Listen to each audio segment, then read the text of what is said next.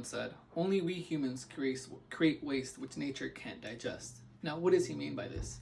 Well, we humans have created something that has benefited us greatly: plastic. This one product has revolutionized many industries, one large one being the food industry. As Plastic City helps me understand, thanks to its ability to remain sterile while acting as a container, plastic was used in the formation of bottles for products such as milk, which originally were shipped in glass bottles. As it became cheaper to produce plastic, industries began to use it more, and nowadays we have single-use plastics like utensils, plates, as well as cups.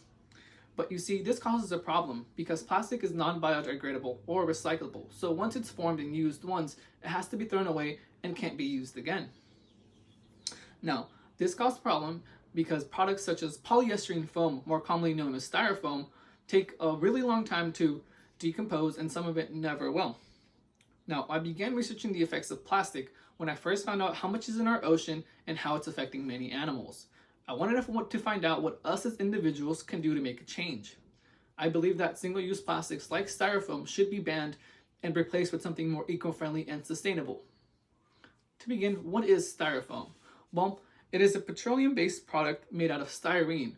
Oftentimes, you'll see this being used at a restaurant or a cafe since it's also really well at keeping heat inside. And oftentimes when we receive these containers, we'll typically use it for less than a day, maybe a week or so, and then we just throw it away, not giving much thought to what happens next. And although they're out of sight and out of mind, this plastic is not out of our earth. You see, as I learned on Science Learn, styrofoam takes about 500 years to decompose, and most of it never will. So that means that rather than breaking down like you would with like compost, it would instead just break down to smaller and smaller pieces, but never be fully gone. And this causes a large problem in nature and for many ecosystems in our environments. Now, this plastics, like for example styrene or styrofoam, will typically just break down, and animals will begin to consume it, since when it's smaller, it begins to look like smaller food or critters to larger predators or birds.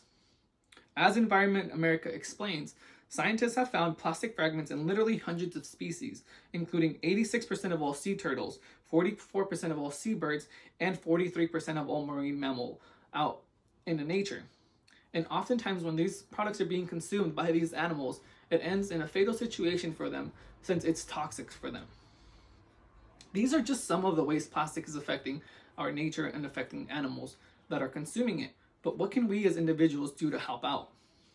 Well, if this product, which we use for a week, maybe a month, lasts 500 years from the point that it's being created, what is the need for it to last so long? Instead, we can use something that's more sustainable. Like EPA showed me, PLA-lined paper cups are made out of plants, which can be recycled and decomposed once they're used once. Or we can also use poly-coated containers made out of recycled materials. Both of these are great alternatives to styrofoam, which again will never break down and is causing a lot of havoc in the nature. Now, another way we can help reduce the waste being created is by using, for example, a hydro flask, which is a reusable bottle, or just taking our silverware, cutting the need of any single-use plastic overall, reducing the need for waste. Now, these are just ways to reduce the amount of trash out there in the ocean or in nature, but we also have to consider what's already out there and what's in our oceans and affecting these animals as of now. Now, one way we can help out is by making a donation to an organization that focuses on cleaning the earth and cleaning environments. That way they can better the earth. One organization that I found was Greenpeace, which is an organization focused on ocean and ocean conservation, and that's just the one I found. There's literally thousands out there, so if you find one that you better fits your values, just contribute to them. Help out as much as you can.